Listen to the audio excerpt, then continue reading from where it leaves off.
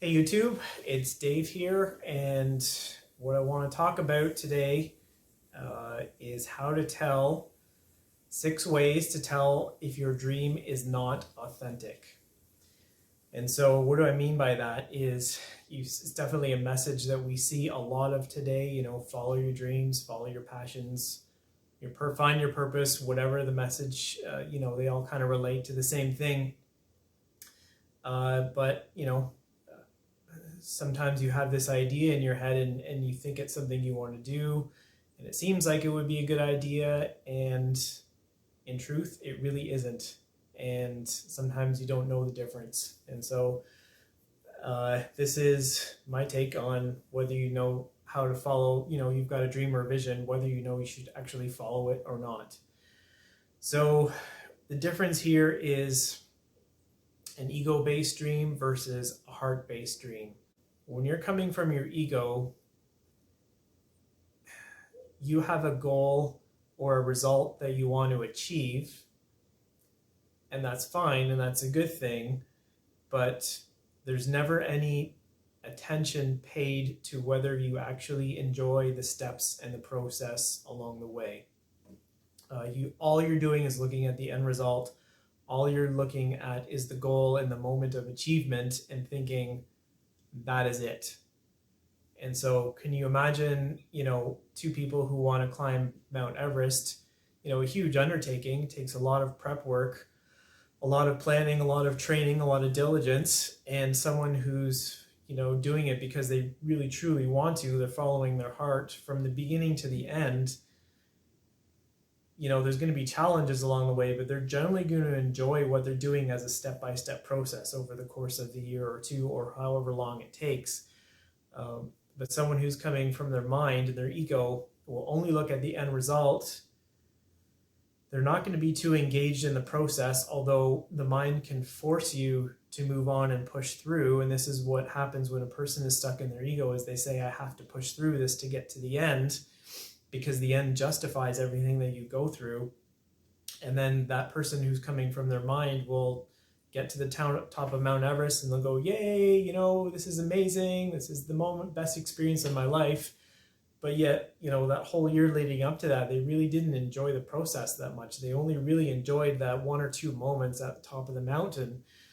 And I don't think that's a really fulfilling way to live your life, spending a whole bunch of time doing things that you really don't enjoy just for a moment or two. Really, what it comes down to is you have to enjoy the day-to-day routine, the steps along the way. And if you can honestly look at yourself and, yes, I can enjoy, the path that takes me there. It'll be great when I get there. But as long as I'm enjoying the path, that's good. Then I think that's a good indication that you're coming from your heart instead of your mind.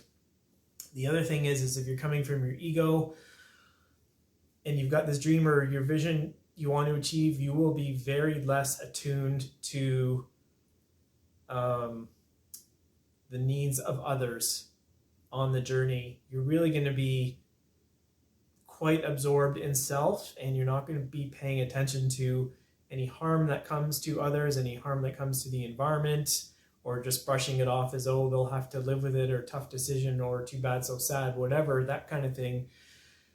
When your heart is open, you're going to be very in tune with what is good for you is also good for someone else and going to help someone else. And what is good for you at the expense of someone else, at the expense of others or the environment around you, that is definitely a strong indicator that you're coming from your ego and not your heart. Okay, so that's number 1. Find out truly heart-based versus ego-based.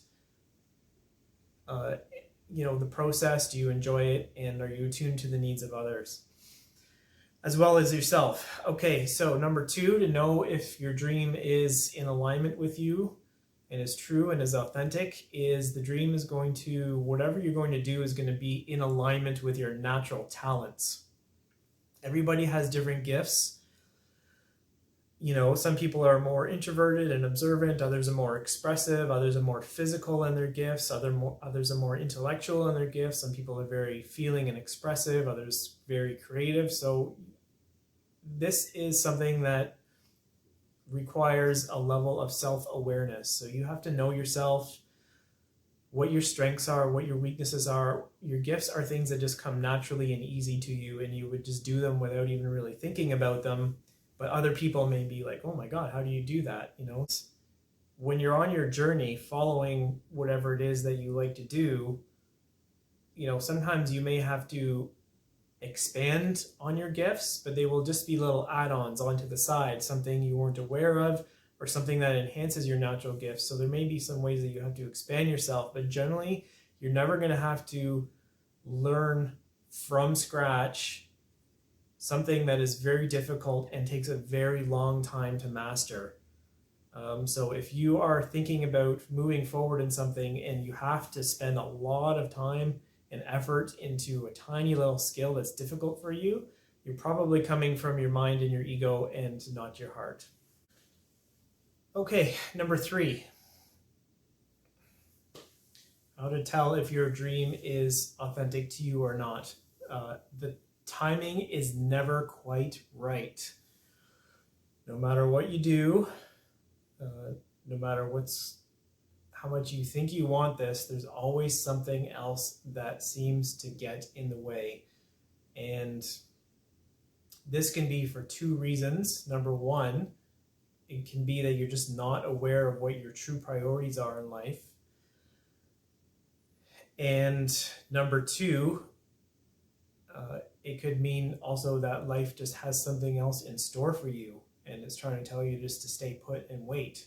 So let's go back to the first one. When the timing is never quite right, things are always getting in the way. You've been told you have to live this dream and this fabulous life that's full of wealth and riches and everything you could possibly desire, and you can be anyone you want and do anything you want. It's a very, very attractive message for the ego, for sure. And for some people, I think that message is so attractive, it overrides their sense of what is really meaningful for them. And, if you've got this thing that you're creating in your head that you think you should go follow, but then something happens with your kids and you got to go deal with that, and then something happens with your husband and you got to go deal with that, or you have a sick relative and then you got to go deal with that. All these things keep happening over and over again. Consider that the actions that you are taking actually speak to what your true priorities in life are and what really means something to you. Yeah. So if those are the things that you are doing and you're convinced that happiness is somewhere else besides that, and you keep noticing yourself thinking about all these dreams that you should follow, but you notice your actions doing something else completely, then your actions actually speak the truth of what you really want and what you need. And in that case, every time something comes up and you have to do that, it's actually better to say to yourself, this is actually more important to me, and just let go of whatever false idea of that vision of the dream that you've had in your head. And this is tough for some people because they really attach so much happiness and so much value to that. They don't realize that the things that are right here, right now, right in front of them are the things that mean the most to them. And I think that's a message that needs to get out there a lot more. And I'll continue and expand on that just a little bit further later in the video. But yeah, so just really be aware of what your priorities are and what your actions are. And the more you take the actions and things keep coming up and you keep following that, then those are actually the things that mean a lot to you. So just say that. Say, this means something to me. It means more than taking these steps that are going to take me off in another direction. And just be happy and at peace with that. It may not be the right time for you. And number 2, on that same thing with the timing is never quite right. This goes back to, do you believe that there is some, guiding hand, some divine force, or some, pull of the soul that has, things for you that it wants you to experience?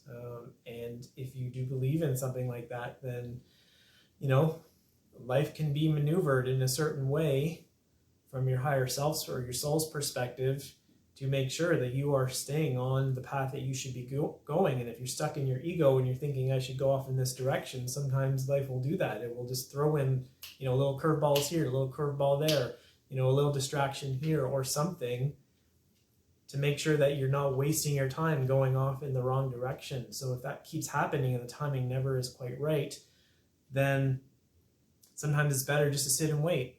Just say, this is not the right time. I'm getting the message loud and clear from life. Just wait. Wait till, other pieces of the puzzle come into play to complete the picture a bit more so you can actually see a little more clearly what it is you're supposed to be doing. Okay, the next one, number 4. This is a really, really big point, and I think this is where a lot of people get trapped, is that whatever vision of the future and the dream that you see intensifies extremely during periods of unhappiness or prolonged unresolved conflict. So if you have either of those in your life, and the vision that you have in your head keeps intensifying and getting stronger and stronger, that may not be a true dream for you. And I'll give you an example. So when my wife was really sick and she had cancer, going through her treatments, going through her chemotherapy and her surgery, and her chemotherapy again, light chemotherapy, and then another surgery, during that whole time of a few years, I latched onto this dream where, one of the places that I feel most at peace and most calm and grounded is in nature. I thought, wow, if I could just have that all the time by getting a cottage or a property outside of the city, there's my peace, there's my happiness, there's my dream and my contentment. But it really intensified during the period of my wife's illness. And I would spend 30 minutes, 40 minutes sometimes, just going to the computer, looking at properties, envisioning what my life would be like and how happy it would be, when really all that was just an escape. It was just an escape from dealing with, the problem at hand and the high stress and my own anxiety and my own fears, and that's all it was. And the way I can tell this is because now that it's been 5 years and I've drifted away from that experience, the farther and farther I get away from that, the less and less that dream has a pull on me, and I don't even really think about it anymore. But during that time, it really intensified quite a bit. And I think this is where a lot of people get trapped in this message, where you have to follow your dreams and your purpose, is they're just using it as a way to escape from their unhappiness and from their problems. And sometimes there's no way around it. You have to face it. You have to deal with what's right in front of you. Life is not always going to be all lollipops and rainbows and unicorns. There's going to be challenges and tough times. And so I call this the forging process. And, most of us have to go through of it. There's a few lucky people that, might be born really in tune and into wonderful circumstances, and they're just really connected and they follow what they like and it works out for them. But that is not most people. Most people have challenges, they have tough times, and they have to go through this forging process. When they forge, like they take a piece of steel and they heat it up and they beat it with a hammer. They're trying to forge it and build a nice, strong sword or shield or whatever it is. It's life putting you through these processes to give you lessons or awareness or expand your consciousness or build strength or whatever it is for you that you have to go through. And you really have to be aware of what's going on in your life and the challenges, and make sure that your dream is not just a fantasy or an escape from that. And, it's going to happen because it's just natural that people want to move out of pain and towards pleasure.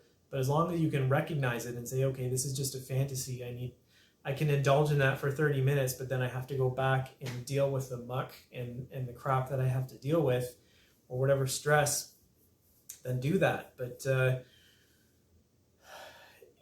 it's the strong intensification of a desire during unhappy periods. Just really be aware of that and really be conscious of that. I'm going to say in those times, it's better just to face the problems and the stresses and the challenges that you have in front of you.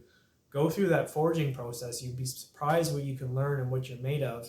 And then when you come out the other side and life is a little more balanced and a little more calm, then reevaluate that dream at that point and see if it still holds water or not, because it may actually not. Okay, so the next one, to tell if your dream is not authentic, and this one is pretty obvious, it's just you're not doing anything about it. As I said before, the actions speak mostly for what your true priorities and values are in life. And if you keep talking about something forever and ever and you keep thinking about it, but you're never doing anything about it, I would just let it go. Whatever happiness you have attached to that also has to be let go with it. And sometimes that can be disappointing or uncomfortable, but it's just better to do that. And that way you're not, just wasting your energy on delusion, I guess, is probably the best way to put it. Okay, so those are the things to tell if your dream is more authentic to you and you should actually follow through with it. Just a final note and final thought is that, if you're visioning 5 and 10 years into the future what your life is going to be like, the farther it is away from you in time, the more you have to treat that as a fluid, malleable dream. It's better not to take something and say, in 5 years, my life is going to be like this, and be very rigid about it. You can't tell the future. You can't tell what's going to happen. Like I said, life is going to throw you curveballs and challenges. But if you're taking that vision literally as identical, and this is what my life has to be like, and attaching happiness to that, you're so narrow focused and blinded. You've got, not blinded, but you've got the blinders on and are so narrow focused on your path, you're going to miss what life is throwing at you, because life is going to throw at you all sorts of other opportunities and opportunities for paths that might take you in a different way, that actually might be even bigger and better and brighter than even that you're thinking. It may not lead to material success or money or fame or a huge business or whatever, but it will be, really truly related to you, and it'll be a lot more fulfilling. And so again, that's why it's good to stop and check every once in a while. But the longer the dream is into the future, the more malleable you have to be about whether that is actually going to be real or not. It creates a very, very strong expectation. And again, expectations are coming mostly from here, not from here. The heart only wants, connection. It doesn't really care about expectation, doesn't really care about monetary success or material success. It just needs connection. And as long as you can follow that. Now, sometimes, for a few people, that true vision 5 to 10 years from now may actually take place. Most people, it probably will not.